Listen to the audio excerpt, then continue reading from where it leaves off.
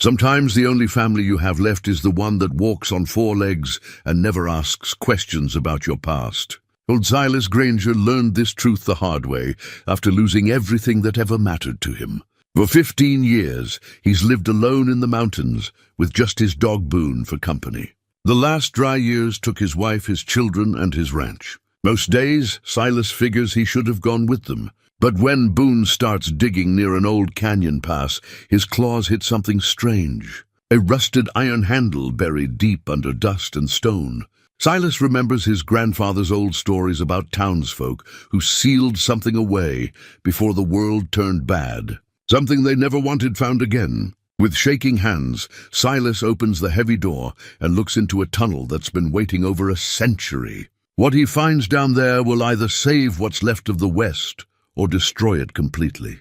But what was so terrible that people buried it alive and took the secret to their graves? Before we jump back in, tell us where you're tuning in from, and if this story touches you, make sure you're subscribed, because tomorrow I've saved something extra special for you. The mountain air carried the scent of pine needles and distant snow, crisp and clean in a way that reminded Silas Granger of better times. He stood at the edge of his small cabin's porch, weathered hands wrapped around a tin cup of coffee that had gone cold an hour ago. The liquid was bitter, like most things in his life these days, but he drank it anyway. Waste was a luxury he couldn't afford. Not up here, where the nearest store was a 3-day ride through terrain that could kill a man if he wasn't careful. Boone lay stretched across the wooden planks at Silas's feet, his grey muzzle resting on massive paws. The dog was getting old, they both were, but there was still fire in those amber eyes when something caught his attention. Right now, though, Boone seemed content to watch the morning mist roll through the valley below, his breathing steady and deep. Silas had built this cabin with his own hands 17 years ago, back when he still believed the world might return to something resembling normal. The logs were hand-hewn from trees he'd felled himself, each one carefully notched and fitted. The roof was solid pine shakes that kept out the rain and snow, though they'd need replacing soon. Everything up here needed constant maintenance, a battle against time and weather that never truly ended. The last dry years had changed everything. What started as a drought became something worse, a slow dying of the land that lasted nearly a decade. Rivers dried up, crops failed, and entire towns simply withered away like autumn leaves. The government had tried to help at first, setting up relief camps and promising aid that never seemed to arrive. Eventually, even they gave up, pulling back to the larger cities and leaving places like this to fend for themselves. Silas remembered the exodus clearly, families loading everything they owned into wagons and cars, heading east toward places where water still flowed and jobs might still exist. He'd watched neighbors he'd known for 20 years pack up and disappear overnight, leaving behind empty houses that the wind would slowly claim. His own family had wanted to leave too. "We should go, Silas," his wife Martha had said one evening as they sat on this same porch, watching yet another sunset paint the sky red over dried creek beds. "There's nothing left here for us." But Silas had been stubborn. This land had been in his family for 3 generations. His grandfather had homesteaded here, carved a life out of wilderness with nothing but determination and a strong back. His father had expanded the ranch, built it into something that could support a family and provide for the future. Silas couldn't just walk away from all of that. "This is temporary," he told her, pulling her close as the evening air grew cool. "The rains will come back. They always do." Martha had believed him, or at least pretended to. She'd stayed by his side through 2 more years of failed crops and dwindling livestock. She'd held their family together, even as their savings disappeared and their neighbors fled. But when the fever came, some sickness that spread through the remaining settlements like wildfire, she couldn't hold on any longer. Silas lost Martha first, then their son Jacob just 3 days later. Their daughter Emma lasted a week before joining them in the small cemetery behind the cabin. In the span of a month, Silas went from being a family man to being utterly alone. That was 15 years ago.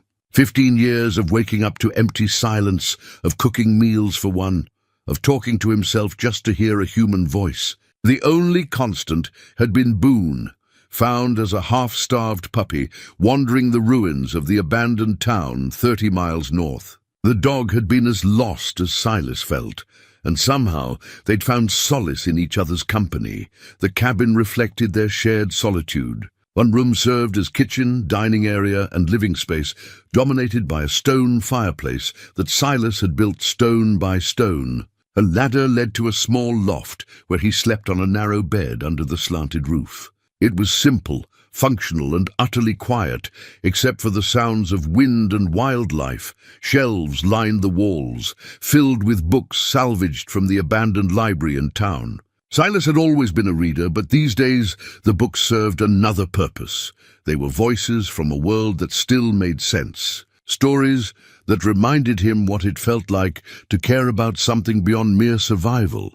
His grandfather's journal occupied a place of honor on the mantelpiece, its leather cover cracked and worn from decades of handling.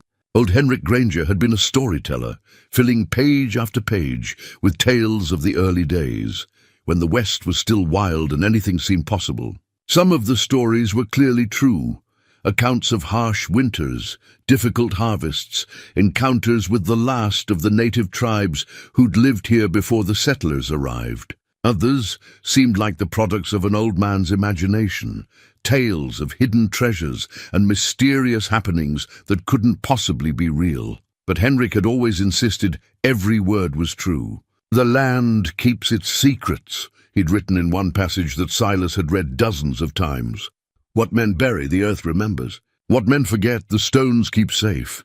The old man had been particularly fixated on one story, something about a tunnel that the early settlers had dug and then sealed shut. Hendrik's grandfather had supposedly been there when it happened, had helped carry the iron door that would keep whatever was inside from ever seeing daylight again. But the details were frustratingly vague, written in the rambling style of someone who assumed his readers already knew the context. Silas had dismissed it as folklore, the kind of tall tale that every frontier family seemed to have. But lately, he'd found himself thinking about it more often. Maybe it was the isolation getting to him, or maybe it was the way Boone had been acting recently, restless, alert. Like he could sense something Silas couldn't. The dog had always been sensitive to changes in their environment. He'd start pacing hours before a storm hit, would refuse to enter certain areas of the forest where the wildlife avoided. Last week he'd begun spending time near the old canyon pass, sniffing around the rocks and whining softly to himself. Silas finished his cold coffee and set the cup down on the porch railing. The sun was climbing higher now, burning off the morning mist and revealing the harsh beauty of the landscape below. The valley stretched out before him, a tapestry of brown and gold where green should have been. In the distance, the rocky walls of Dead Horse Canyon rose like ancient sentinels, their red stone faces catching the light. "Come on, boy," Silas said, and Boone immediately lifted his head, tail already beginning to wag. "Let's check the snares." They walked the familiar path down from the cabin, Boone ranging ahead to investigate interesting scents, while Silas followed at his own pace. The traps were his primary source of meat these days, rabbit mostly, with the occasional squirrel or marmot. It wasn't much, but combined with the vegetables from his small garden and the supplies he could trade for in the distant settlements, it was enough to keep them both alive. The first 3 snares were empty, but the 4th had caught a young rabbit overnight. Silas reset the trap and tucked the animal into his pack, offering a quiet word of thanks, as he always did. Taking life, even for survival, deserved acknowledgement. As they made their way back toward the cabin, Boone suddenly stopped and lifted his nose to the wind. His ears perked forward, and a low whine escaped his throat. He was looking toward Dead Horse Canyon, toward the old pass that no one used anymore. "What is it, boy?" Silas asked, following the dog's gaze. He couldn't see anything unusual, just the same rocky terrain he'd looked at for years. But Boone was rarely wrong about these things. The dog looked back at him, then toward the canyon again, his message clear. Whatever had caught his attention was important enough to investigate. Silas hesitated. The canyon pass was a good hour's walk from here, and he had work to do back at the cabin. But Boone's instincts had kept them safe more than once over the years. If something was different out there, it was worth checking out. "All right," he said finally. "Show me what's got you so worked up." They changed direction, heading toward the rocky hills that surrounded Dead Horse Canyon.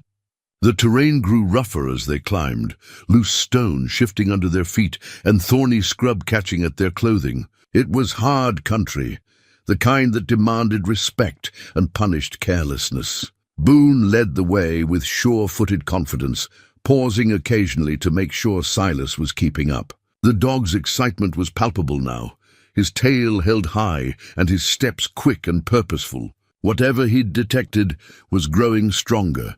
They reached the old pass just as the sun reached its zenith, casting short shadows among the jumbled rocks. This had once been a route used by traders and travelers moving between the valleys, but the trail had been abandoned years ago when easier roads were built elsewhere. Now it was just another forgotten piece of the past, reclaimed by weather and time.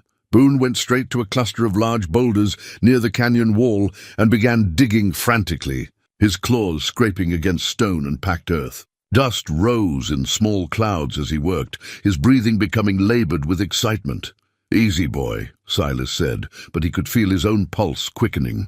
There was something here, something that had been hidden for a very long time. As Boone continued to dig, Silas knelt beside him and began clearing away loose stones with his hands. The earth was packed hard, compressed by decades of weather. But gradually, they exposed something that didn't belong, a piece of worked metal, dark with rust and age.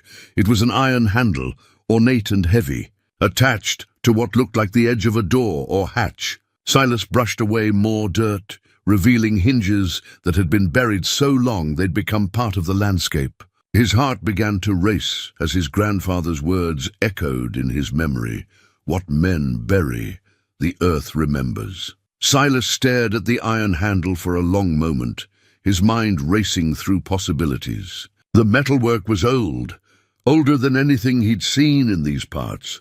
The style was ornate but functional, with decorative scrollwork that spoke of craftsmanship from a bygone era. Someone had taken great care in forging this piece, which meant whatever lay behind it was important enough to warrant such attention to detail. Boone had stopped digging and now sat panting beside the exposed handle, his amber eyes fixed on Silas with an expectant expression. The dog seemed to understand that they'd found something significant, something that required human judgment to proceed. "Well, boy," Silas murmured, running his weathered fingers along the metal surface. "Looks like Grandpa Henrik wasn't spinning tales after all." The handle was attached to what appeared to be a heavy iron door, though most of it remained buried under layers of packed earth and stone. Silas began the careful work of excavation, using his knife to scrape away decades of accumulated debris. As more of the door became visible, he could see that it was set into the natural rock face of the canyon wall, camouflaged so effectively that it would be invisible unless someone knew exactly where to look. The work was slow and exhausting. The earth had settled and compressed over the years, turning to something nearly as hard as concrete. Sweat dripped from Silas's forehead despite the cool mountain air, and his back began to ache from the awkward position. But with each handful of dirt he removed, more of the mystery was revealed.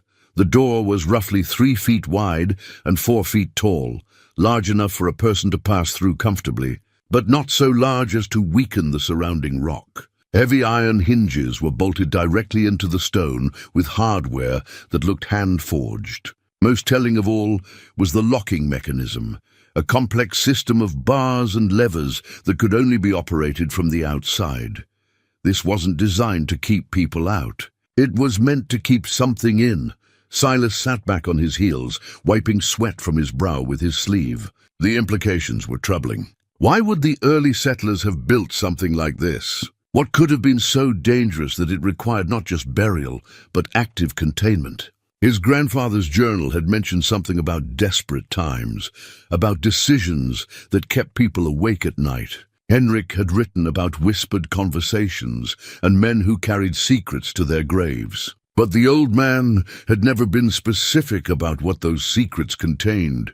Boone whined softly, breaking Silas from his thoughts. The dog was looking at the door with an expression that might have been concern, his ears flattened against his head. Whatever instincts had led him to this place were now telling him to be cautious. "I know, boy," Silas said, reaching out to scratch behind the dog's ears. "I'm not sure about this either, but curiosity was a powerful force, especially for a man who'd spent 15 years with nothing but his own thoughts for company." The rational part of Silas's mind urged caution. There were good reasons why things got buried and forgotten. But another part, the part that remembered what it felt like to have purpose beyond mere survival, whispered that some discoveries were worth the risk. He studied the locking mechanism more carefully. The metal was heavily corroded, but the basic function was still clear.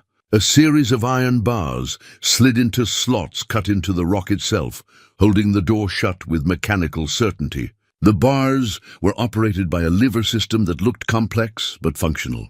Someone had built this to last, using techniques that would keep it sealed for generations, but time and weather had taken their toll. The metal was weakened by rust, and some of the mounting points had shifted as the surrounding rock expanded and contracted through countless freeze-thaw cycles. What had once been an impregnable barrier was now vulnerable to a determined effort. Silas retrieved a small pry bar from his pack, a tool he always carried for dealing with stubborn snares or cabin repairs. The iron protested with a grinding shriek as he worked the corroded mechanisms, but gradually the ancient locks began to give way. Each bar that slid free felt like crossing a line he couldn't uncross, but he pressed on until only one remained. The final lock was the largest, a massive iron bar that ran the full width of the door. It had been designed as the primary security measure, and even after all these years, it held firm. Silas had to use the pry bar as a lever, bracing it against the rock face and putting his full weight behind the effort. The bar moved with a sound like grinding bones, rust flakes showering to the ground as metal scraped against stone. For a moment it seemed like it might hold, but then something gave way with a sharp crack, and the bar slid free so suddenly that Silas nearly fell backward. The door swung open 6 inches, moved by its own weight and the slight slope of the ground. Cool air flowed out of the gap, carrying with it the scent of deep earth and something else, something that made Boone whine and take a step backward. Silas felt his heartbeat accelerate as he stared at the narrow opening. After more than a century, whatever lay beyond that door was about to see daylight again. The weight of that responsibility settled on his shoulders like a physical burden. He could still walk away, could push the door closed, pile rocks over it, and pretend this moment had never happened. Boone would follow him home, and they could return to their quiet existence of survival and solitude. The world would continue turning, and the secrets of the past could remain buried where they belonged. But even as he considered retreat, Silas knew he wouldn't take it. Some doors, once opened, demanded to be walked through. He pulled a flashlight from his pack and tested the beam. The battery was old, but still strong, casting a bright circle of white light against the rocks. Taking a deep breath, he grasped the edge of the door and pulled it fully open. The hinges screamed in protest, their voices echoing off the canyon walls like the cries of disturbed spirits. But they held, and the doorway stood revealed, a rectangular opening that led into darkness deeper than the flashlight beam could penetrate. Silas shined the light into the tunnel beyond, revealing rough-hewn stone walls that disappeared into shadow. The passage was tall enough for him to walk upright, and wide enough for 2 people to pass comfortably. But what struck him most was the craftsmanship. This wasn't a natural cave or a hastily dug hiding place. Someone had spent considerable time and effort carving this tunnel into the living rock. The walls showed tool marks from chisels and picks, but they were smooth and even, following a straight line that suggested careful planning and skilled execution. Support timbers had been installed at regular intervals, their dark wood preserved by the dry mountain air. This was the work of professionals, people who understood engineering and construction. But why? What had driven the early settlers to undertake such a massive project, only to seal it away and try to forget it existed? Boone approached the doorway cautiously, his nose working to process the scents flowing out of the tunnel. His hackles weren't raised, which Silas took as a good sign, but the dog's body language remained tense and alert. "What do you think, boy?" Silas asked quietly. "Should we see what they were so afraid of?" The dog looked up at him with those intelligent amber eyes, and Silas could swear he saw understanding there. Boone had followed him through 15 years of hardship and isolation. If anyone deserved to be part of this discovery, it was his faithful companion. Together, they stepped across the threshold and into the tunnel that time forgot. Their footsteps echoed off the stone walls, a sound that seemed to awaken something in the depths ahead. The air was cool and dry, carrying whispers of the past that made Silas's skin prickle with anticipation and dread. Behind them, the door remained open, a rectangle of daylight that grew smaller with each step they took into the darkness. Soon, the only light came from Silas's flashlight, creating a moving circle of visibility in a world that had known nothing but shadow for more than a century. The tunnel stretched ahead of them, straight and purposeful, leading deeper into the heart of the mountain. And somewhere in that darkness, waiting with the patience of stone, lay the secret that had driven desperate people to bury it alive and carry the guilt to their graves. Silas gripped his flashlight tighter and pressed forward, knowing that whatever he found in the depths ahead would change everything. There would be no going back to the simple life of survival and solitude. The door was open, the secret was calling, and old Silas Granger was about to discover that some truths are too powerful to stay buried forever. The tunnel stretched ahead of them like a throat leading into the earth's belly. Silas's flashlight beam revealed smooth stone walls that seemed to absorb the light rather than reflect it, creating an oppressive sense of depth that made his chest feel tight. Each footstep echoed with a hollow sound that seemed to travel far ahead of them before fading into silence. Boone stayed close to Silas's left leg, his usual eagerness to explore replaced by cautious alertness. The dog's breathing was steady but controlled, and his ears swiveled constantly as he processed sounds that human ears couldn't detect. Whatever lay ahead, Boone's instincts were telling him to proceed with extreme care. The first thing Silas noticed was the air quality. Despite being sealed for over a century, the tunnel didn't have the stale, suffocating atmosphere he'd expected. There was a subtle movement to the air, suggesting ventilation shafts or openings somewhere in the darkness ahead. The early builders had planned for long-term occupation, which raised even more troubling questions about their intentions. 20 paces into the tunnel, Silas's light revealed the first artifact of human presence. Set into a niche carved into the left wall was an oil lamp, its brass surface green with verdigris, but otherwise intact. The wick was long since consumed, but traces of oil remained in the reservoir, oil that should have evaporated decades ago. He lifted the lamp carefully, surprised by its weight and the quality of its construction. This wasn't some hastily assembled survival gear. The brass was thick and well-formed, with decorative elements that spoke of skilled craftsmanship. Someone had brought their finest possessions into this place, suggesting they'd expected to stay for a considerable time. Whoever they were, Silas murmured to Boone. They came prepared for a long visit. Further along, more evidence of habitation became apparent. Niches in the walls held the remains of supplies, wooden crates that had mostly rotted away, leaving piles of rusted metal that might once have been tools or cooking implements.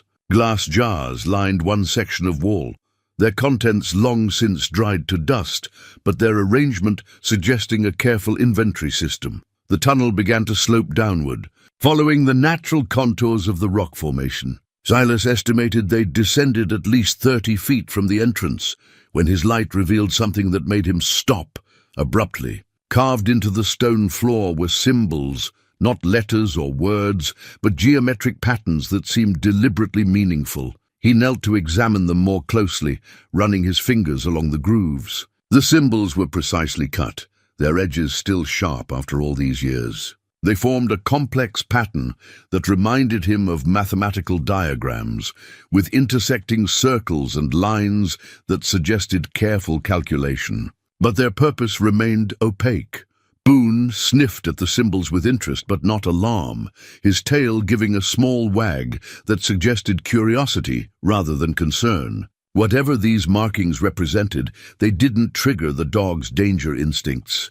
Rising from his examination, Silas continued deeper into the tunnel. The passage began to widen, the walls spreading apart to create a more spacious corridor. Support timbers became more frequent and substantial, their dark wood showing signs of careful joinery that spoke of professional construction techniques. The next discovery stopped him cold. Set into the right wall was a wooden door, its surface weathered but intact. Iron hinges and a simple latch suggested this led to a side chamber, a room carved out of the living rock. Silas hesitated, his hand hovering over the latch. Every instinct told him that opening doors in this place carried consequences he couldn't predict, but curiosity won out, as it had at the tunnel entrance. The latch lifted with surprising ease, and the door swung open to reveal a small chamber that took his breath away. The room was perfectly preserved, as if its occupants had stepped out moments ago. A simple wooden table sat in the center, its surface covered with papers held down by a glass paperweight. 2 chairs flanked the table, their high backs and careful construction suggesting they'd been built to last. Against the far wall stood a bookshelf filled with leather-bound volumes, their titles too faded to read in the flashlight's beam. But it was the walls themselves that commanded attention. Every surface was covered with maps, hand-drawn charts that showed the local terrain in extraordinary detail. Mountains, valleys, streams, and landmarks were all carefully marked, with notations in a script that looked like English, but used unfamiliar abbreviations and symbols. Silas approached the table cautiously, Boone padding behind him with obvious reluctance. The papers scattered across the surface appeared to be correspondence, letters written in the same careful hand that had created the maps. The ink had faded to brown, but the words were still legible enough to make out fragments of meaning. Supplies running low, but the work continues, one letter began, while another contained the ominous phrase, "If the convergence occurs as predicted, we may have weeks rather than months." The dates on the letters were shocking. The most recent was dated September 15th, 1903, exactly 122 years ago. These people had been here long enough to establish this complex, to create detailed maps and maintain correspondence with the outside world. This wasn't a temporary refuge or a simple hiding place. It was a permanent installation with a specific purpose. Silas lifted one of the books from the shelf, its leather binding cracking slightly under his touch. The title, embossed in faded gold letters, read Geological Survey of the Western Territories, Volume 7, Subterranean Formations. He opened it carefully, revealing pages filled with technical diagrams and dense scientific text. Margin notes in the same hand that had written the letters suggested intensive study and practical application. These weren't random refugees or desperate survivors. They were educated people, possibly scientists or engineers, who had come here with a specific mission in mind. The level of organization and preparation suggested government involvement, or at least official sanction for whatever they'd been attempting. A leather-bound journal lay open on the table, its pages filled with daily entries that chronicled the life of someone living in this underground complex. Silas read several entries, each one adding to his growing sense of unease. Day 47. Temperature readings continue to rise in the lower chambers. Dr. Harrison believes we may be approaching the critical threshold sooner than anticipated. The governor's latest telegram urges caution, but time is not our ally. Day 52. Strange vibrations in the early morning hours felt throughout the complex. The local wildlife has become agitated, with several species abandoning their normal territories. Boggs believes this is confirmation of our theories. Day 58. Contact with Denver has been lost for 3 days. We must assume we are now operating without external support. The responsibility weighs heavily on all of us, but particularly on those who must make the final decision. The entries painted a picture of increasing urgency and isolation. Whatever these people had been studying or monitoring, it had been building toward some kind of crisis. And they'd been cut off from the outside world just when they needed guidance most. Silas closed the journal and stepped back from the table, his mind struggling to process what he'd discovered. This wasn't just a historical curiosity. It was evidence of something significant that had happened in these mountains over a century ago. Something that had required a team of educated professionals to monitor and ultimately, it seemed, to contain. Boone had been exploring the chamber on his own, his nose working overtime to process the sense of the past. Now he returned to Silas's side, his expression alert but not alarmed. Whatever had happened here, it didn't seem to pose an immediate threat, but the implications were staggering. The tunnel complex was much larger than Silas had imagined, with multiple chambers and what appeared to be a systematic layout. The people who'd built and occupied it had possessed resources, knowledge, and official backing. Most troubling of all, they'd been monitoring something that had required increasingly urgent attention until contact with the outside world was lost. Silas looked around the preserved chamber one more time, memorizing details that might prove important later. Then he carefully closed the door and returned to the main tunnel, Boone at his side. Whatever answers lay ahead in the deeper chambers, he was committed now to finding them. The tunnel continued its gradual descent, and with each step, Silas felt the weight of history pressing down on him. He was walking in the footsteps of people who'd carried secrets too dangerous to share, people who'd made sacrifices he was only beginning to understand. And somewhere in the darkness ahead, those secrets were waiting to be discovered. Behind them, the preserved chamber stood a silent witness to dedication and mystery, its maps and journals holding fragments of a truth that had been buried with its keepers. The brass oil lamp in Silas's other hand caught the flashlight beam occasionally, its tarnished surface reflecting their progress into the unknown depths of the mountain. The tunnel widened into what could only be called a corridor as Silas and Boone pressed deeper into the mountain. The craftsmanship became even more evident here. The walls were perfectly straight, the ceiling uniformly arched, and the floor level despite the ongoing descent. This was engineering on a scale that suggested serious government funding and professional oversight. More doors appeared along the walls, each one marking another chamber carved from the living rock. Silas opened the second door to find a storage room lined with wooden shelves, most of them empty now, but showing wear patterns that suggested they'd once held considerable weight. Metal brackets remained where heavier items had been secured, and dust patterns on the floor outlined the footprints of equipment that had been carefully removed. The third chamber revealed something more disturbing. It was clearly a laboratory of some kind, with stone workbenches built along the walls and drainage channels carved into the floor. Glass beakers and metal instruments lay scattered about, their arrangement suggesting hasty abandonment rather than orderly evacuation. Most telling were the scorch marks on one wall, dark stains that spoke of experiments involving significant heat or chemical reactions. Boone approached one of the workbenches and immediately backed away, his hackles rising slightly. Whatever had happened in this room, traces of it still lingered in ways that disturbed the dog's sensitive nose. Silas noted the reaction but pressed on with his examination, finding remnants of what looked like mineral samples, chunks of rock and crystal that didn't match the local geology. A thick logbook lay open on the central workbench, its pages filled with measurements, chemical formulas, and detailed sketches of crystal formations. The handwriting was precise and scientific, recording temperature readings, pressure measurements, and observations about something called resonance patterns. The entries grew increasingly urgent as the dates progressed. Sample 47C shows increased activity at depth of 200 feet. Harmonic frequency now measuring 847 cycles per second, up from baseline of 203. Dr. Peterson recommends immediate consultation with Washington. Temperature spike in lower chamber reached 127 degrees Fahrenheit before stabilizing. This represents a 34-degree increase in less than 48 hours. The correlation with surface seismic activity cannot be ignored.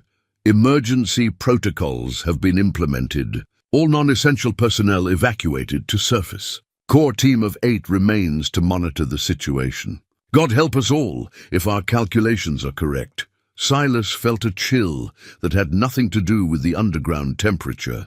These people had been monitoring something active, something that had been growing more dangerous over time. The scientific precision of their observations only made their growing alarm more credible. A detailed map pinned to the wall showed the tunnel complex in its entirety, and Silas was amazed by its scope. What he'd seen so far was only the entrance level. Below them, additional levels descended deeper into the mountain, connected by what appeared to be a central shaft. Chambers were marked with cryptic designations: Monitoring Station Alpha, Sample Storage Beta, and most ominously, Primary Contact Chamber. The map also showed something else that made his blood run cold. External tunnels branched off from the main complex, following what looked like natural cave systems and underground streams. But these weren't exploration routes. They were marked as containment barriers and emergency overflow channels. Whatever these people had been dealing with, they'd built an elaborate system to control or redirect it. Boone had been waiting patiently by the door, but now he whined softly and looked toward the main corridor.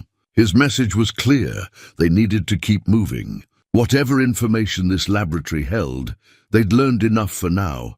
Back in the main tunnel, they encountered their first major obstacle. The passage ended at a heavy iron gate, its bars thick as a man's wrist and secured with a locking mechanism even more complex than the one at the entrance. But this gate was different.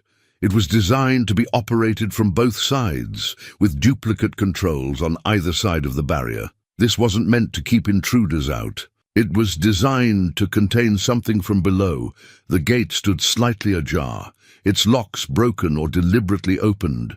Deep scratches marred the iron bars, and one section showed damage that looked like it had been subjected to intense heat. Whatever had been contained below this point, it had tried very hard to get out.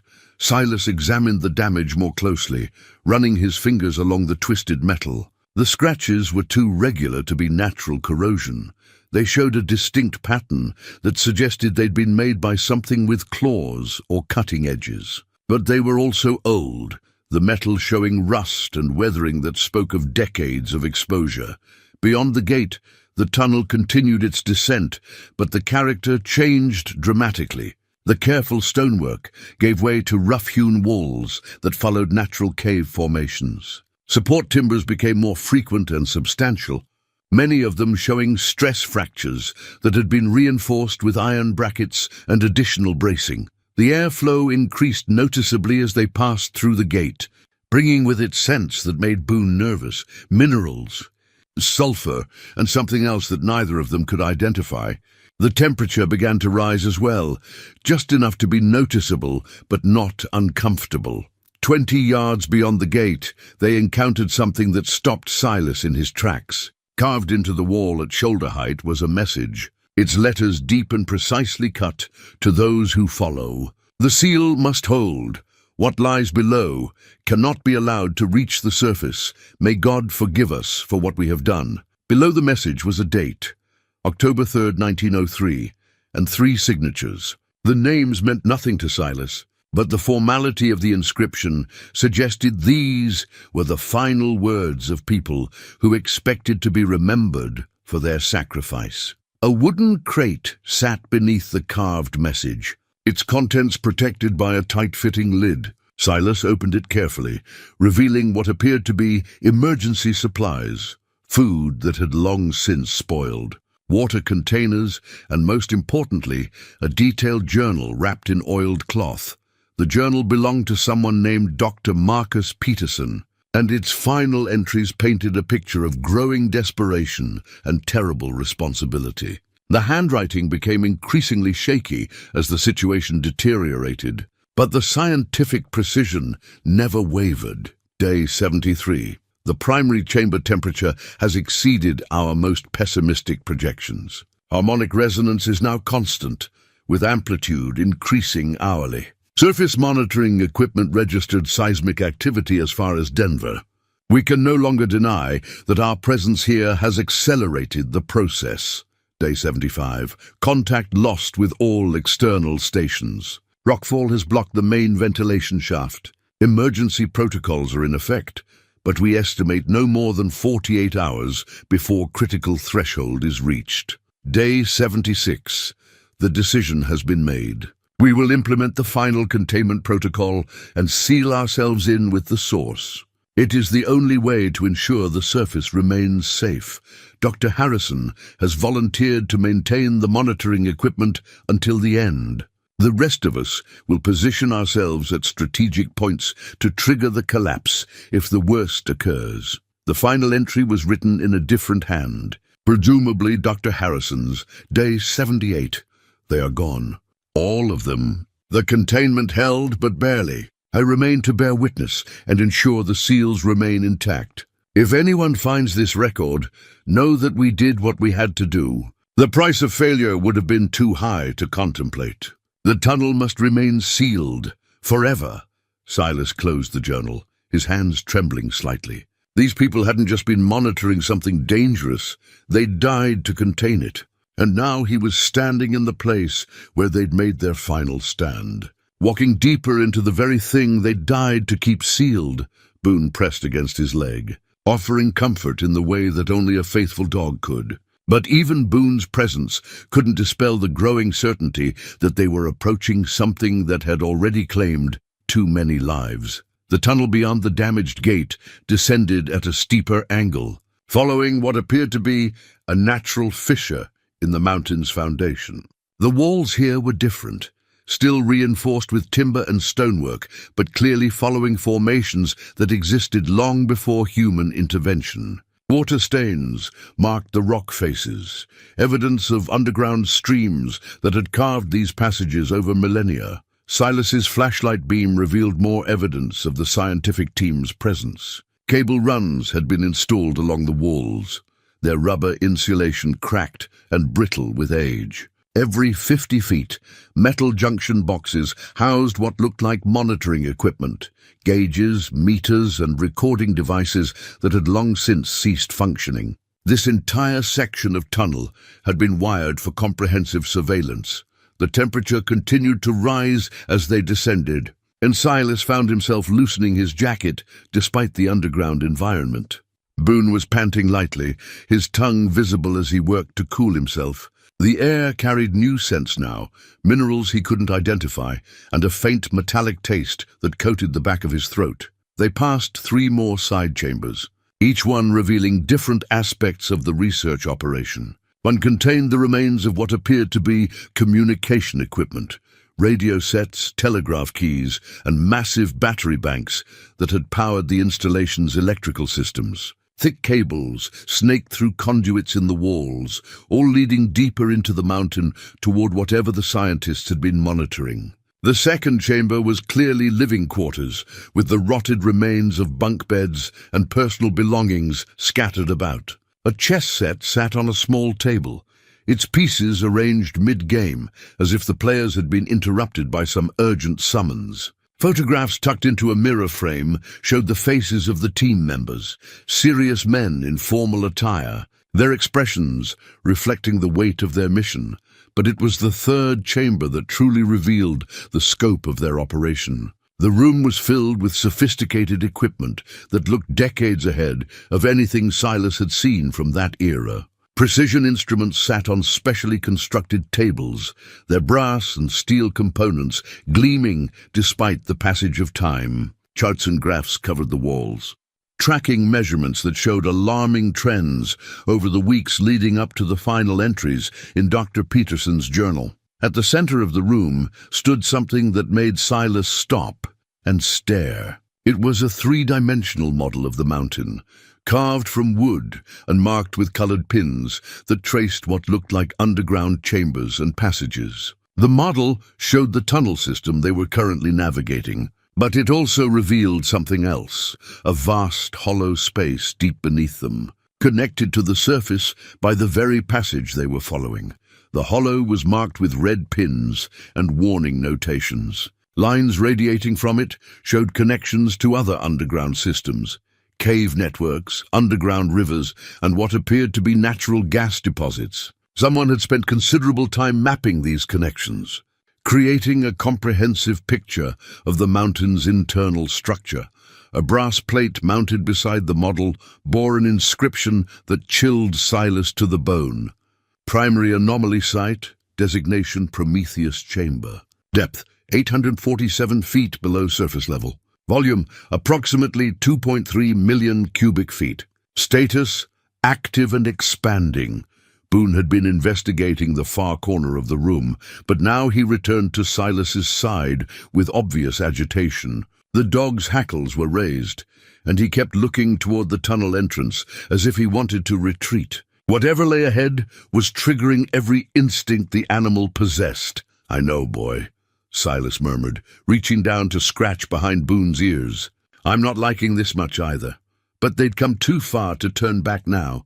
The mystery that had started with his grandfather's stories and Boone's discovery of the iron handle demanded resolution. The scientists who died here had sacrificed everything to contain something they considered too dangerous for the world to face. Silas owed it to their memory to understand what that sacrifice had protected. The main tunnel continued its relentless descent, and soon they encountered evidence of more recent activity. Tool marks in the walls showed where additional reinforcement had been added, and fresh timbers supported sections where the original construction had begun to fail. Someone had been maintaining this passage, keeping it passable despite the attempts to seal it permanently.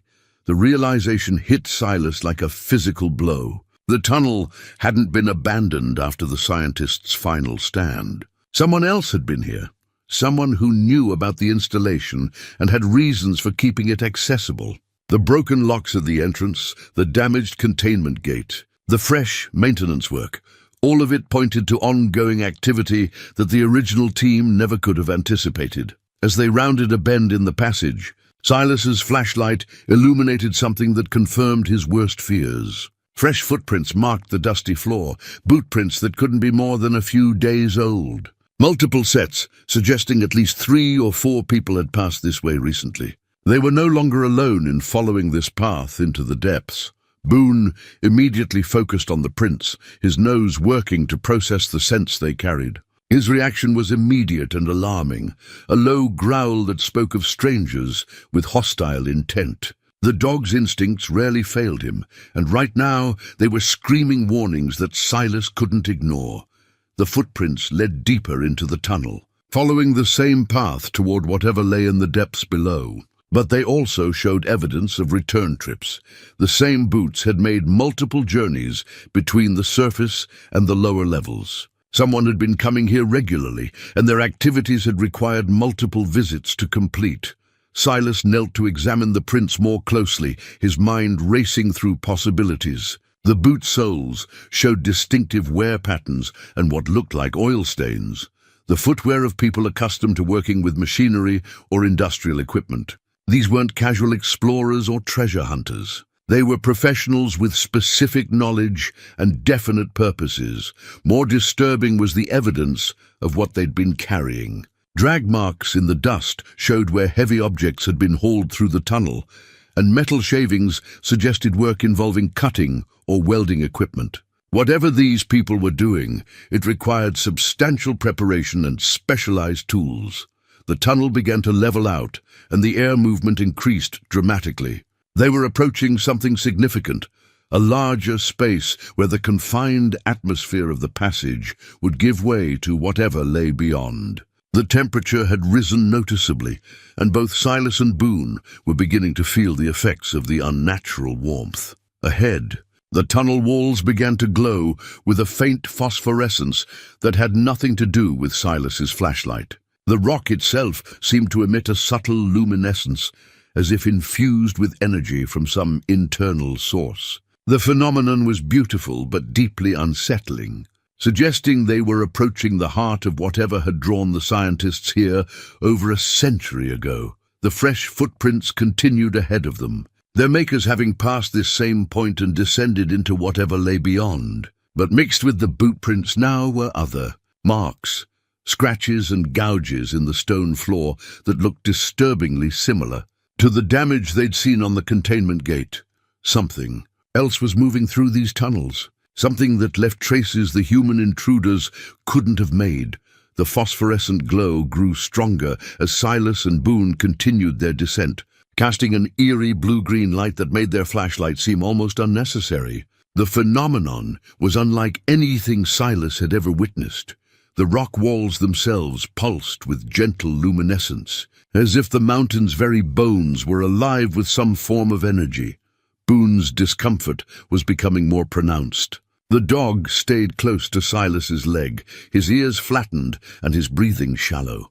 Every few steps, he would pause and look back toward the tunnel entrance, his message clear: they should retreat while they still could. But loyalty kept him moving forward, following his human companion into whatever danger lay ahead. The tunnel opened suddenly into a vast circular chamber that took Silas's breath away. His flashlight beam disappeared into darkness above and around them, unable to find the boundaries of the space they'd entered. The phosphorescent glow emanated from veins of crystal embedded in the walls, creating patterns of light that pulsed in slow, hypnotic rhythms. But it was the chamber's contents that truly amazed him. The scientific team had transformed this natural cavern into a sophisticated monitoring station. Walkways of metal grating had been constructed at multiple levels, connected by sturdy ladders and platforms that provided access to equipment mounted throughout the space.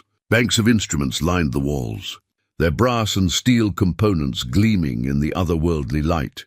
At the chamber's center stood the most impressive installation, a massive device that looked part telescope, part seismograph and part something else entirely. Its primary component was a bronze tube nearly 10 feet long, mounted on a complex gimbal system that allowed it to be aimed in any direction. Cables ran from the device to recording equipment positioned around the chamber's perimeter, creating a web of connections that spoke of comprehensive data collection. Fresh tool marks around the central device showed where someone had been working recently. New cables had been installed, and several components showed signs of recent maintenance or modification. The mysterious visitors hadn't just been exploring, they'd been actively working to restore or modify the original equipment. Silas climbed the metal stairs to the primary platform, Boone reluctantly following behind. Up close, the central device was even more impressive. Precision instruments covered its surface, their calibrated dials and gauges suggesting measurements of pressure, temperature, electromagnetic fields, and other phenomena he couldn't identify. A brass nameplate identified it as a harmonic resonance detector, Model 7, Patterson Scientific Instruments, Denver, Colorado. A logbook lay open beside the device, its pages filled with recent entries written in a different hand than the historical records they'd found earlier. The writing was precise but hurried, recording measurements and observations that painted a disturbing picture of escalating activity. Day 12. Resonance amplitude has increased 340% since we restored primary power. The frequency patterns match theoretical predictions, but the rate of change is far beyond our calculations. Dr. Chen believes we may have triggered an acceleration of the natural process. Day 18. Electromagnetic readings are off the charts. Local wildlife has completely abandoned the area within a 5-mile radius. We've had 3 more microseismic events in the past 48 hours. The containment protocols established in 1903 are no longer adequate. Day 23. Contact with the surface team has been sporadic. Radio equipment is being affected by the increased electromagnetic activity. We're proceeding with Phase 3 despite the risks. The potential benefits outweigh the obvious dangers. The final entry was dated just 2 days ago, Day 27. Something has changed. The resonance patterns are no longer following natural harmonics. There's an intelligence behind the responses now, as if our presence has awakened something that was merely dormant before. God help us. I think we've made a terrible mistake. Silas felt his blood run cold as he read the entries. The recent visitors weren't just exploring or studying the site. They were actively interfering with whatever the original scientists had died to contain. And based on these records, their interference was having catastrophic results.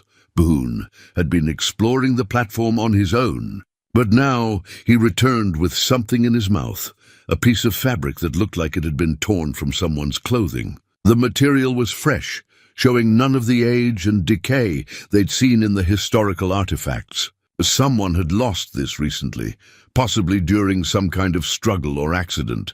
The fabric carried scents that made Boone's hackles rise, human sweat mixed with something else that neither of them could identify. Whatever had happened here, it had involved fear and possibly violence. The torn cloth was stained with what looked like blood, though the strange lighting made it difficult to be certain. From somewhere in the depths below the chamber came a sound that made both Silas and Boone freeze in place.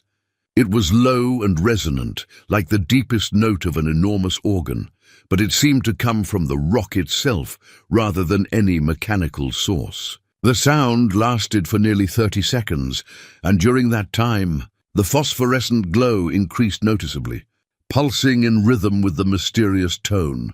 The sound faded slowly, leaving behind a silence that felt somehow expectant. Whatever lay deeper in the mountain, it was aware of their presence. The recent visitors had awakened something that the original scientists had managed to keep dormant, and now that something was responding to new intrusions into its domain, Silas examined the restored equipment more carefully, noting the modifications that had been made to the original design. Additional components had been added, devices that looked more like amplifiers than monitoring equipment. Instead of simply observing whatever phenomenon existed in the depths, the recent team had been actively stimulating it.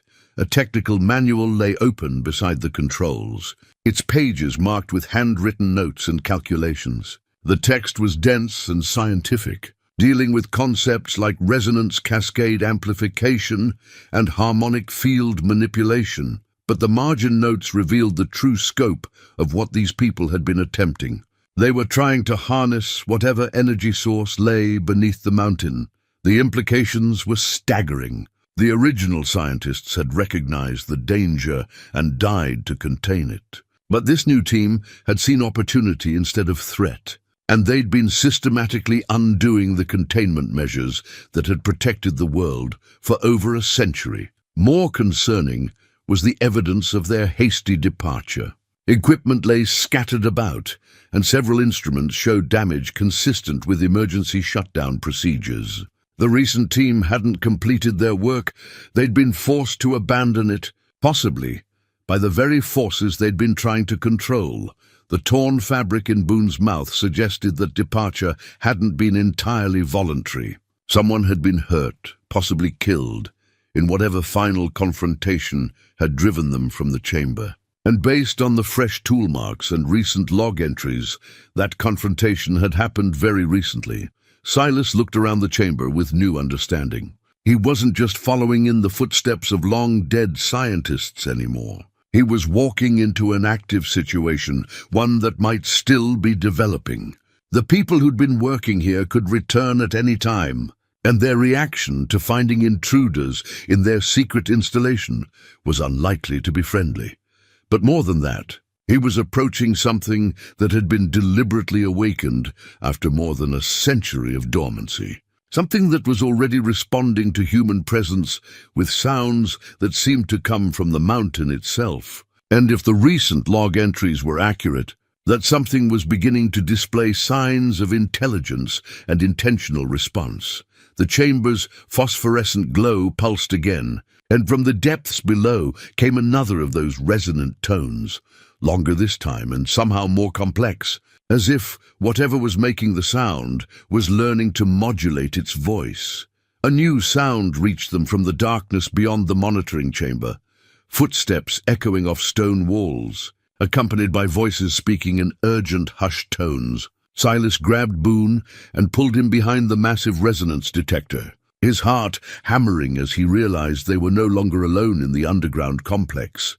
"Readings are still climbing," a woman's voice carried across the chamber. "The amplitude has increased another 15% since yesterday.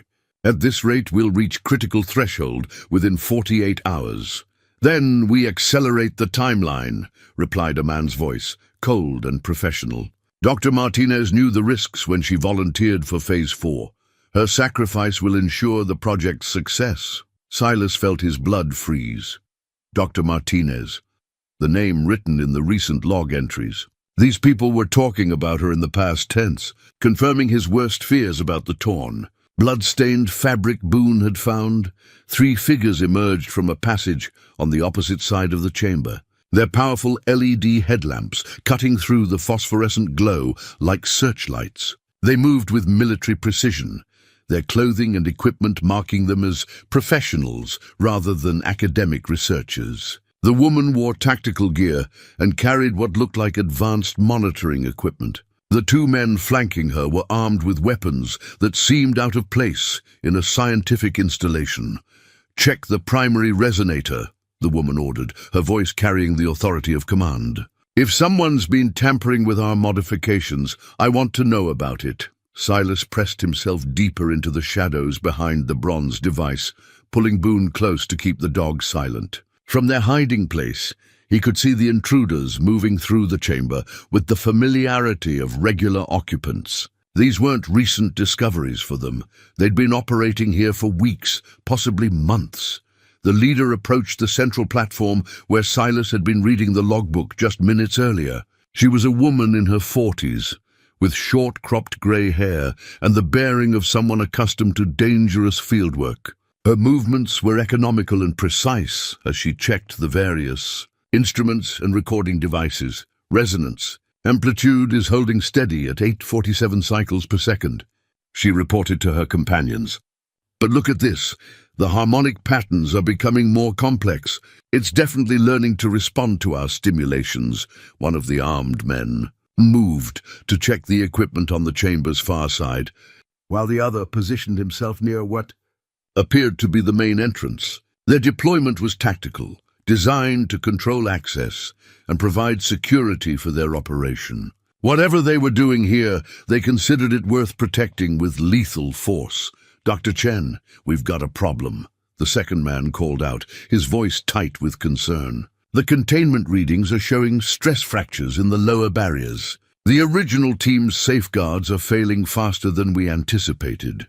The woman, apparently Dr. Chen, moved to examine a bank of instruments that monitored the deeper levels. Her expression grew grim as she studied the readouts. The geological surveys didn't account for this level of harmonic resonance. The vibrations are literally shaking apart the rock formations that held everything in place. Silas strained to hear every word, his mind racing to understand the implications. These people weren't just studying whatever lay beneath the mountain, they were actively working to release it. The containment barriers that the original scientists had died to maintain were being systematically weakened or destroyed. How long before total containment failure?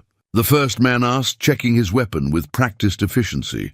"At current rates, 72 hours, Dr. Chen replied.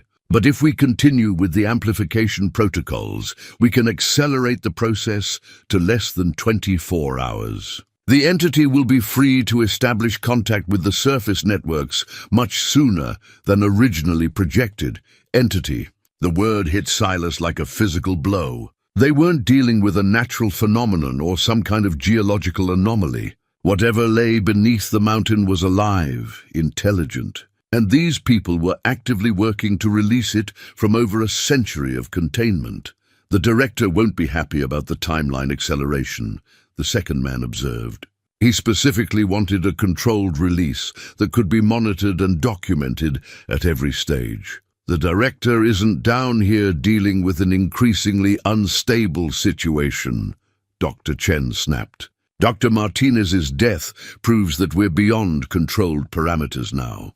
The entity is becoming aggressive, testing the barriers with increasing frequency. We either complete the release on our terms, or it breaks free on its own, with consequences we can't predict. Boone shifted restlessly beside Silas, and the old man had to place a restraining hand on the dog's flank to keep him still. The animal's instincts were screaming warnings about the armed strangers, but any sound would reveal their presence and likely result in their deaths. Dr. Chen moved to a control panel that Silas hadn't noticed earlier. Its modern electronics completely out of place among the antique scientific equipment. Her fingers danced across digital displays as she made adjustments to whatever systems they'd installed in the chamber. Initiating Phase 5 protocols, she announced. All personnel should be clear of the lower levels within 6 hours. Once we trigger the final resonance cascade, the containment barriers will fail completely. What about cleanup? The first man asked. There's still evidence of our operation throughout the complex. Irrelevant, Dr. Chen replied coldly. Once the entity is released, it will reshape the entire mountain structure. Any evidence of human presence will be erased, along with the original installation. The cover story will attribute everything to natural seismic activity.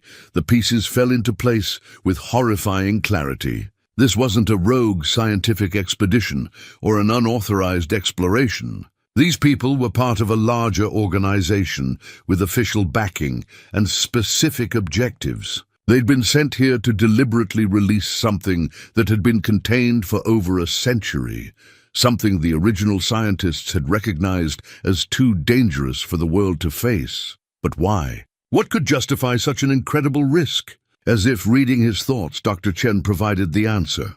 Remind me of the projected energy output once full. Interface is established, she said to her companions. Conservative. Estimates suggest the equivalent of 15 nuclear power plants, the second man replied. Consulting a handheld device. Unlimited clean energy that could revolutionize industrial civilization. The entity has been waiting over a century for the technology to catch up with its capabilities. And the side effects? The first man asked. Dr. Chen's smile was cold and calculating. Acceptable losses. The entity will require biological matter to sustain itself during the initial integration phase, but the affected area should be limited to a few hundred square miles. The benefits far outweigh the temporary disruption to local ecosystems. Silas felt sick. They were talking about releasing something that would consume everything living within hundreds of miles, all for the promise of unlimited energy. The temporary disruption they dismissed so casually would mean the death of every person, animal and plant in the region. The resonant tone sounded again from the depths below, longer and more complex than before. This time, it was clearly responding to the modifications Dr. Chen had just made to the control systems. Whatever was down there was aware of their presence and eager for the barriers to fail. It's getting impatient, she observed with scientific detachment. The harmonic patterns suggest increasing agitation. We should complete the release sequence as quickly as possible. What about the old man? The first man asked suddenly, and Silas's heart nearly stopped.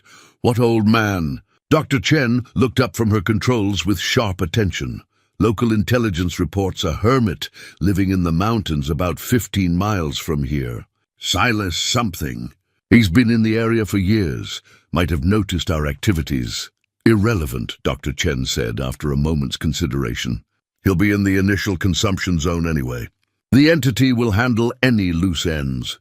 Silas gripped Boone tighter, his mind reeling from the implications. They knew about him, had included him in their calculations as an acceptable casualty. Everything he'd built, everything he'd survived, would be consumed by whatever they were about to release. But more than that, He now understood his grandfather's stories in a completely different light. Henrik Granger hadn't been telling tall tales. He'd been trying to preserve a warning. The entity beneath the mountain had been contained once before, and the people who'd done it had expected someone might need to do it again. The question was whether one old man and his dog could somehow stop a process that had already gone too far to reverse. Silas remained frozen behind the resonance detector as Dr. Chen and her team completed their preparations. His mind raced through possibilities, each one seeming more hopeless than the last. 3 trained professionals with military equipment against an old man and his dog. The odds were overwhelming, but the alternative was allowing them to release something that would consume everything he'd ever known. Final systems check in 30 minutes, Dr. Chen announced, moving between control panels with efficient precision. I want all monitoring equipment active before we trigger the cascade sequence. This needs to be documented for the director's review. The armed men took positions that gave them clear sightlines across the chamber while maintaining protective positions near the main equipment. Their deployment was professional, leaving no obvious weaknesses that Silas could exploit. Even if he could somehow disable one of them, the others would respond with lethal force before he could reach the critical systems. Boone sensed his tension and pressed closer, offering what comfort a loyal dog could provide. The animal's presence reminded Silas that he wasn't completely alone in this underground nightmare. Whatever action he took, Boone would follow his lead, just as the dog had followed him through 15 years of isolation and hardship. Dr. Chen activated a communications device, its LED display casting blue light across her face. Control, this is Deep Sight Team Alpha. We're initiating final protocols on schedule. Estimated completion time is 47 minutes from my mark. A voice crackled through the device, distorted by the mountain's interference, but still intelligible. Confirmed, Alpha. Surface teams are in position to monitor seismic activity. You are cleared for full release sequence. Understood, Control. Beginning cascade initialization now. She moved to the primary control panel and began entering commands into the digital interface. Each keystroke seemed to increase the phosphorescent glow emanating from the chamber walls, and the resonant tones from below grew more frequent and complex. Whatever she was doing was having an immediate effect on the entity's activity level. Silas watched helplessly as she worked, memorizing the sequence of commands she entered. If he somehow survived the next hour, that information might be crucial for reversing the process. Assuming reversal was even possible once the cascade began. The bronze resonance detector began to vibrate with increasing intensity, its precision instruments registering readings that made Dr. Chen nod with satisfaction. Harmonic amplitude is climbing rapidly, she reported to her team.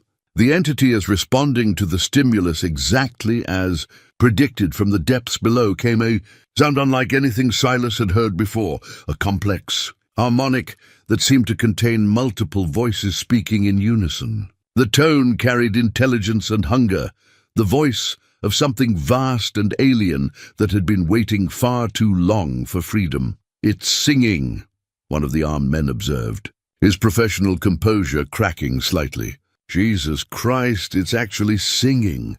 Harmonic communication patterns, Dr. Chen corrected, though her own voice carried a note of unease. The entity is expressing satisfaction with our progress. It recognizes that containment failure is imminent. Silas studied the chamber layout with new urgency, looking for anything that might give him an advantage. The monitoring equipment was spread across multiple levels, connected by the metal walkways and platforms the original scientists had constructed. If he could somehow reach the primary controls without being detected, he might be able to disrupt their sequence. But the path to the control panel required crossing 30 feet of open space under the watchful eyes of armed guards. Even with the element of surprise, he'd be cut down before he could reach the critical systems. He needed a different approach, something that would create enough chaos to mask his movements. The answer came from an unexpected source. As Dr. Chen continued her preparations, one of the monitoring devices began emitting an alarm tone that made all three operatives freeze with concern. Red lights flashed across a bank of instruments, and warning messages scrolled across digital displays. "What is it?" Dr. Chen demanded, rushing to examine the readouts. "Containment Barrier 7 is showing critical stress fractures," the first guard reported, his training keeping him focused despite the alarm. "Geological sensors are detecting massive displacement in the lower chamber structure." "That's impossible," Dr. Chen said, but her voice carried doubt. "We're not scheduled to reach critical threshold for another 40 minutes. The harmonic singing from below intensified, and the chamber's phosphorescent glow began pulsing in rapid, almost frantic rhythms. Whatever was happening in the depths, it was accelerating beyond their carefully planned timeline. "It's not waiting for us," the second guard observed grimly. "The entity is breaking free on its own." Dr. Chen's fingers flew across her control panel, trying to regain some measure of control over the situation. But the readings continued to climb, showing energy levels that exceeded all their projections. The entity had learned enough from their stimulations to begin the release process independently. "We're losing containment control," she announced, her professional calm finally beginning to crack. "The cascade is self-sustaining now. Estimated time to full release is less than 20 minutes. The opportunity Silas had been waiting for suddenly presented itself. With all three operatives focused on their malfunctioning equipment, their attention was diverted from general security. If he was going to act, this was his only chance. He whispered a quiet command to Boone, using hand signals they'd developed over years of hunting together. The dog's ears perked up, and his amber eyes fixed on Silas with complete attention. Boone understood that something important was about to happen, and he was ready to follow his human's lead. Silas began moving carefully along the base of the monitoring platform, using the shadows cast by the overhead equipment to mask his approach. The metal walkways above him creaked and groaned as the operatives moved between control stations. But the sounds were masked by the increasing volume of harmonic tones from below. 20 feet from the primary control panel, Silas paused to study the situation more carefully. Dr. Chen was completely absorbed in her attempts to regain control of the cascade sequence. Her back turned to the chamber's perimeter. The first guard had moved to a monitoring station on the opposite side of the room, while the second remained near the main entrance, but was focused on his handheld communication device. The phosphorescent glow pulsed brighter, and another alarm began sounding from a different bank of instruments. Whatever was happening in the depths was accelerating rapidly, creating a crisis that demanded all their attention. It was now or never. Silas signaled Boone to remain in position, then began his careful approach to the control panel. Each step had to be perfectly placed to avoid loose stones or metal debris that might give away his position. The harmonic singing from below grew louder, providing audio cover for any small sounds he might make. 15 feet, 10 feet, 5 feet. Dr. Chen was directly above him now, her attention fixed on the digital displays showing catastrophic readings from the lower containment barriers. Her fingers moved frantically across the keyboard as she tried to implement emergency protocols that might slow the entity's escape. "Control. This is Alpha," she spoke into her communication device, her voice tight with stress. "We have a runaway cascade situation. The entity is breaking containment ahead of schedule. Request immediate evacuation authorization." The response crackled through heavy interference. "Negative Alpha. Complete the documentation sequence before withdrawing. The director needs full recordings of the release process. Sir, we're beyond safe parameters here. The geological structure is becoming unstable, and we're losing control of the harmonic resonance. Maintain position and continue documentation." "That's a direct order." Dr. Chen's jaw tightened with barely controlled anger, but she turned back to her instruments with grim determination. The organization that had sent them here valued their data more than their lives, a fact that apparently came as no surprise to the professional operatives. Silas reached the base of the platform and began climbing the metal ladder that led to the control level. Each rung brought him closer to the equipment that was destroying over a century of containment, but also closer to the armed professionals who would kill him without hesitation if they detected his presence.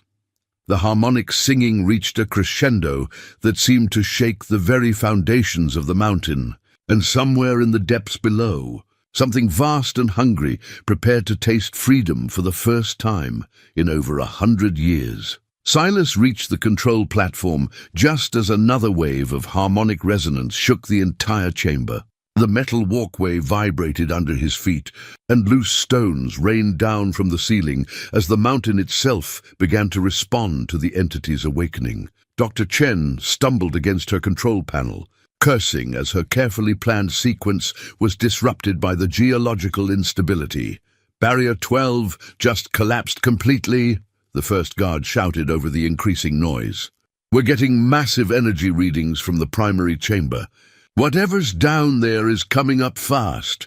Silas moved with the quiet efficiency of a man who'd spent decades hunting in dangerous terrain. Dr. Chen was only 10 feet away, but her attention was completely focused on the cascading system failures displayed across her monitors. The entity's premature awakening had created exactly the chaos he needed.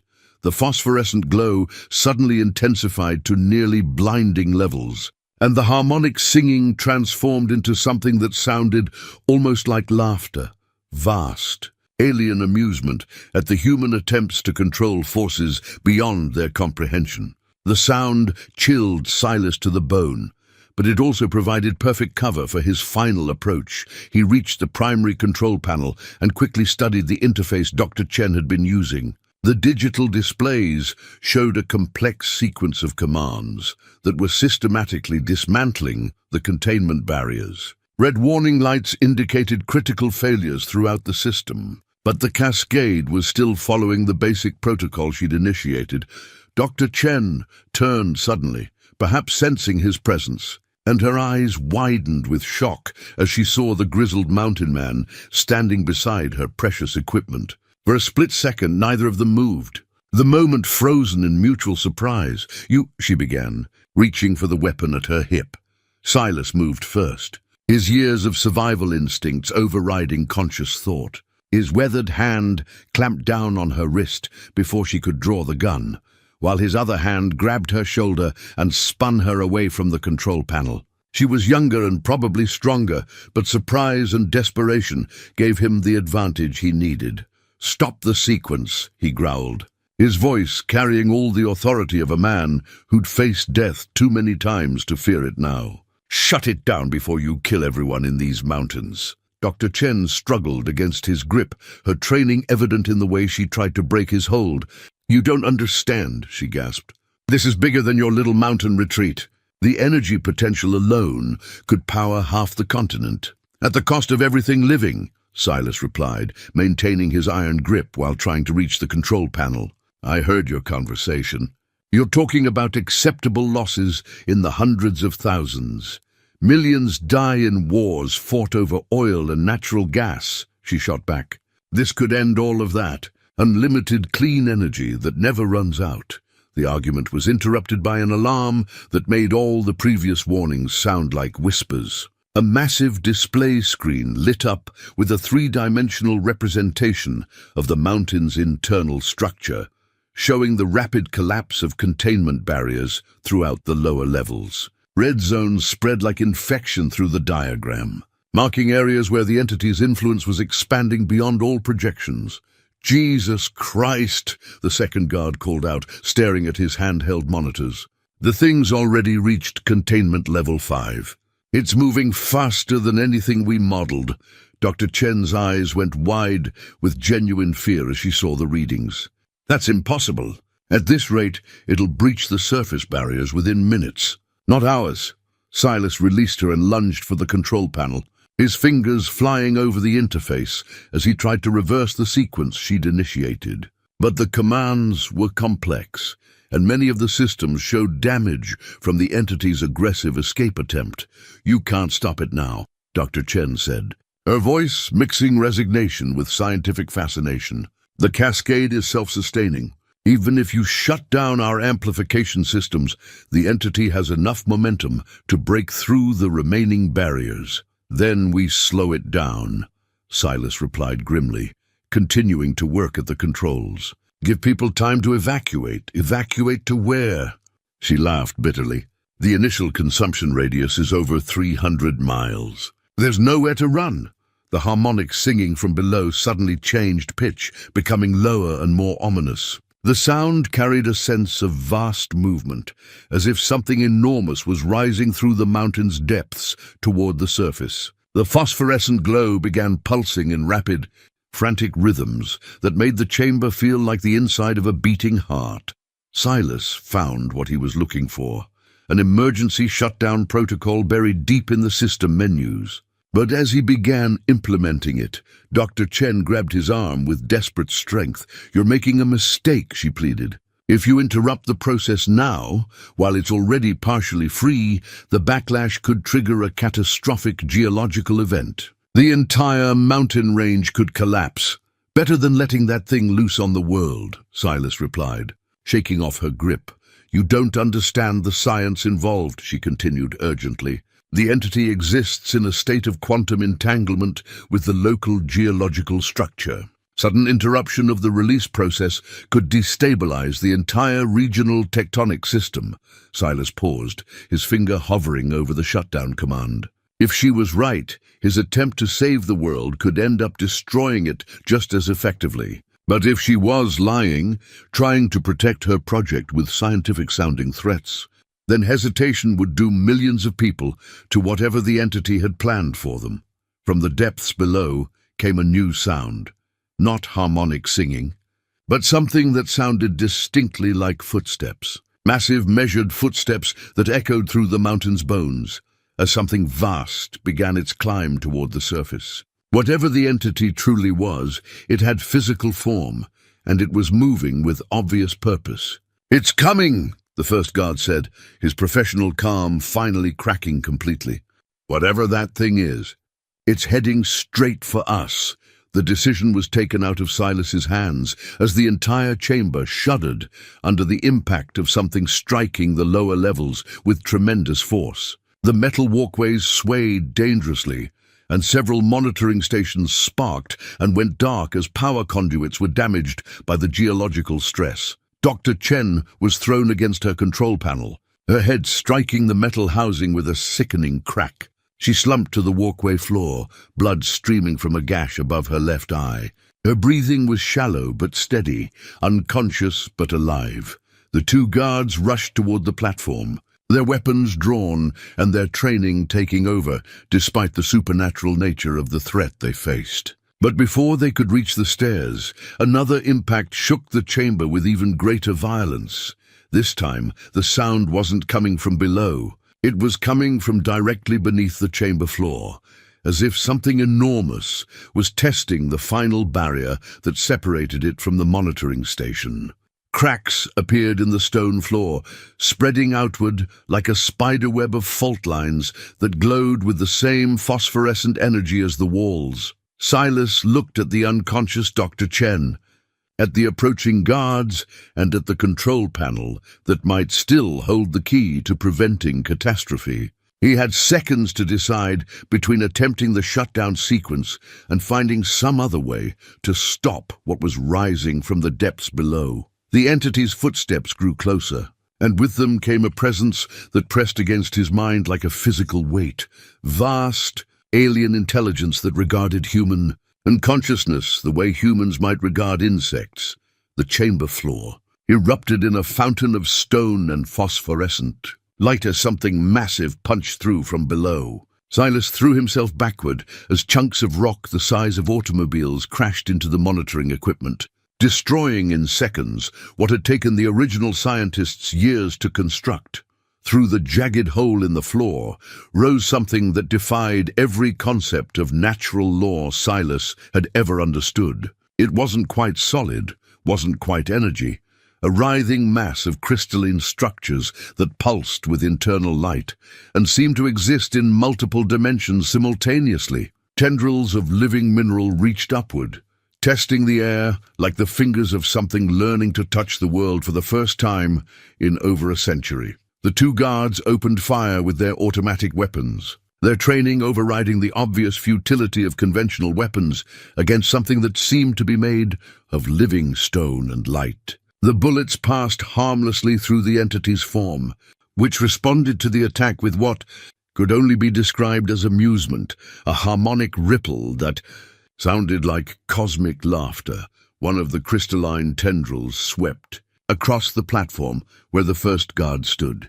Where it touched him, the man simply ceased to exist, not destroyed or consumed, but somehow translated into the same phosphorescent energy that surrounded the entity. His scream lasted exactly 1 second before being absorbed into the harmonic song that filled the chamber. The second guard stumbled backward, his weapon forgotten as he witnessed the impossibility unfolding before him. The entity's attention turned to him with obvious interest, perhaps recognizing his terror as a form of communication.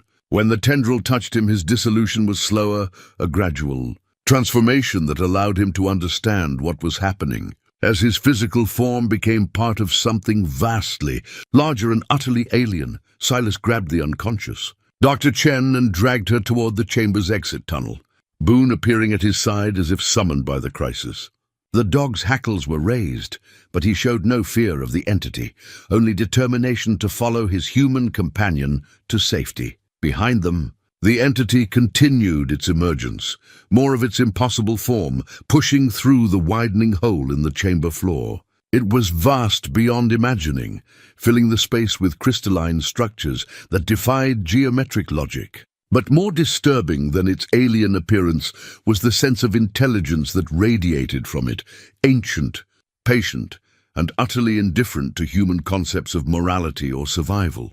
The exit tunnel beckoned, but Silas knew that reaching the surface wouldn't save them. If the entity completed its emergence, it would expand its influence throughout the entire mountain range within hours. Everything and everyone within hundreds of miles would face the same dissolution the guards had experienced. He looked back at the control panel, now partially buried under fallen stones, but still flickering with active displays. The emergency shutdown protocol was still accessible, still waiting for someone brave or foolish enough to activate it despite the unknown consequences. Dr. Chen stirred in his arms, her eyes opening to focus on the nightmare surrounding them. "My God," she whispered, staring at the entity with a mixture of terror and scientific fascination. "It's beautiful. It's absolutely beautiful. It's going to kill everyone," Silas replied, setting her down near the tunnel entrance. "Including us if we don't stop it." "You can't stop it," she said, her voice carrying a strange note of wonder. "Don't you understand? This is evolution. This is what comes next. Humanity was never meant to be the final form of consciousness on this planet." The entity's harmonic song grew louder, and Silas felt something pressing against his mind. Not hostile, but curious. It was trying to understand him, to categorize his consciousness the way a scientist might study an interesting specimen.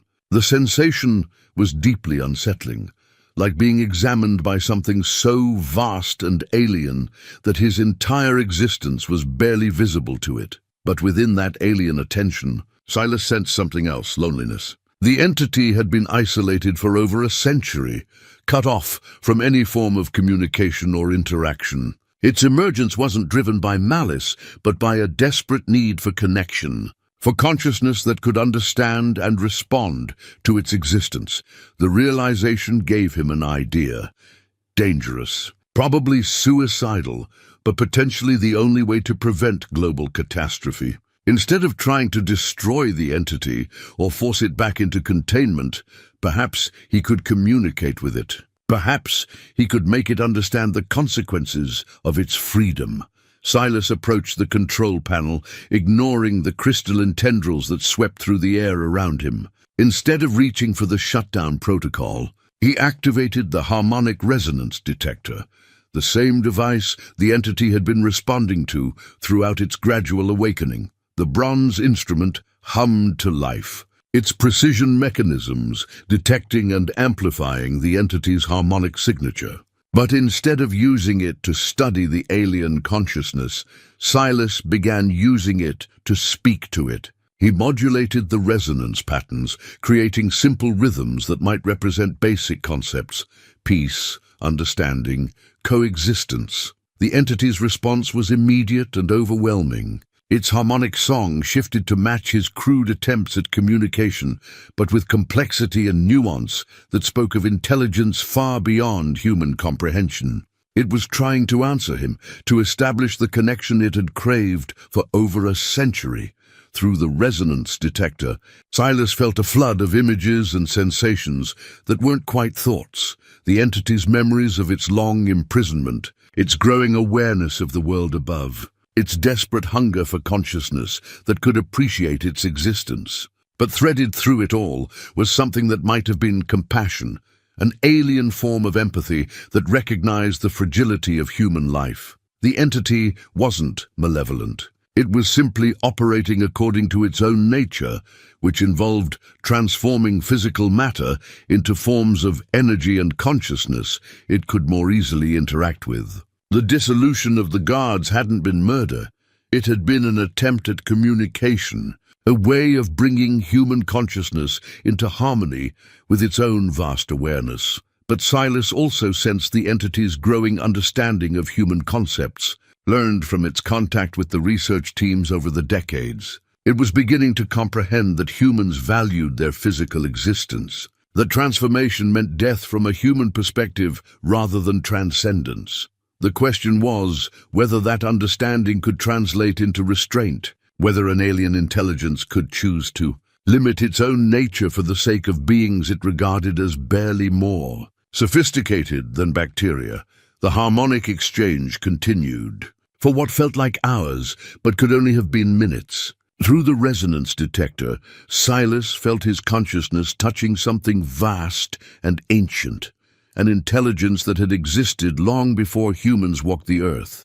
The entity's awareness was like looking into a deep mountain lake, beautiful, alien, and utterly profound in ways that human understanding could barely grasp. Gradually, the alien consciousness began to comprehend the concepts Silas was struggling to communicate. The sanctity of physical existence, the beauty of finite life, the value of diversity over unity. These were foreign ideas to a being that experienced reality as pure energy and consciousness. But its vast intelligence was capable of learning, of adapting its nature to accommodate new forms of awareness. The entity's emergence slowed, its crystalline tendrils withdrawing slightly as it processed these revolutionary concepts. The harmonic song shifted to lower, more contemplative tones, and the phosphorescent glow that filled the chamber began to pulse in slower, more measured rhythms. Dr. Chen watched in amazement as the alien presence seemed to actually consider the old mountain man's primitive attempts at communication. "It's learning," she whispered. "It's actually incorporating human concepts into its consciousness matrix." Silas felt the entity's attention focus more intently on him, studying his thoughts and memories with the intensity of a scholar examining an ancient text. He sensed its growing understanding of human attachment, to places, to other beings, to the simple continuity of physical existence. These were not just abstract concepts to be catalogued, but fundamental aspects of a form of consciousness the entity had never encountered. Through the harmonic link, images flowed between them. Silas shared memories of Martha and the children, of the life they'd built together before the last dry years. He showed the entity the beauty of small things: morning coffee on the cabin porch, Boone's loyalty through 15 years of solitude, the satisfaction of survival earned through determination and skill. In return, the entity shared fragments of its own existence, eons of patient waiting in the mountain's depths, watching the world change through subtle vibrations in the rock, learning about consciousness from the thoughts of creatures that lived and died in the space above. It had felt the presence of the original scientists, had tried to communicate with them only to discover that its touch meant death to beings so different from itself. The tragedy of the 1903 team became clear through the entity's memories. They hadn't died fighting to contain something evil. They died trying to establish communication with something that didn't understand the fragility of human existence. Their sacrifice had taught the entity its first lessons about the value of physical life, lessons that had shaped its patient decades of waiting for someone who might understand its nature without dying in the attempt. The harmonic resonance detector began to overheat from the intensity of the connection, its brass housing growing warm under Silas's hands. But the communication was reaching a critical juncture, the moment when the entity would decide whether to continue its emergence or accept the limitations that coexistence with human life would require. Silas felt the alien consciousness weighing options that existed beyond human comprehension. It could complete its emergence and transform the entire region into forms of energy and consciousness more compatible with its nature. Or it could choose restraint, accepting the isolation of the depths in exchange for the knowledge that conscious life in forms other than its own would continue to exist above. The decision came not as words or images, but as a profound shift in the harmonic song that filled the chamber. The entity's crystalline tendrils began to withdraw, pulling back through the hole in the chamber floor as it made the choice that would define the relationship between its consciousness and the world above. Dr. Chen stared in disbelief as the alien presence began to recede. "It's going back," she said, her voice mixing wonder with scientific frustration. "It's choosing to return to containment voluntarily." But Silas understood that this wasn't containment in the old sense. The entity wasn't being imprisoned. It was choosing a form of coexistence that allowed both types of consciousness to exist without mutual destruction. The mountain would remain its domain, but it would no longer seek to expand beyond the boundaries that separated its reality from human existence. The harmonic song grew softer, more contemplative, as the entity settled back into the depths. But the communication link remained active, a permanent bridge between human and alien consciousness that would allow for careful, limited contact in the future. The entity had learned to value forms of awareness different from its own, while Silas had gained insight into realities that existed beyond human comprehension. The phosphorescent glow faded to levels that were noticeable, but not overwhelming, and the chamber's atmosphere settled into something that felt stable rather than chaotic. The crisis was over, but the world had changed in ways that would take decades to fully understand. Dr. Chen approached the resonance detector with obvious reluctance. To break the connection that had achieved what her entire organization had failed to accomplish. "How?" she asked simply. "Sometimes the answer isn't control," Silas replied, his voice carrying the weight of hard-earned wisdom. "Sometimes it's just understanding."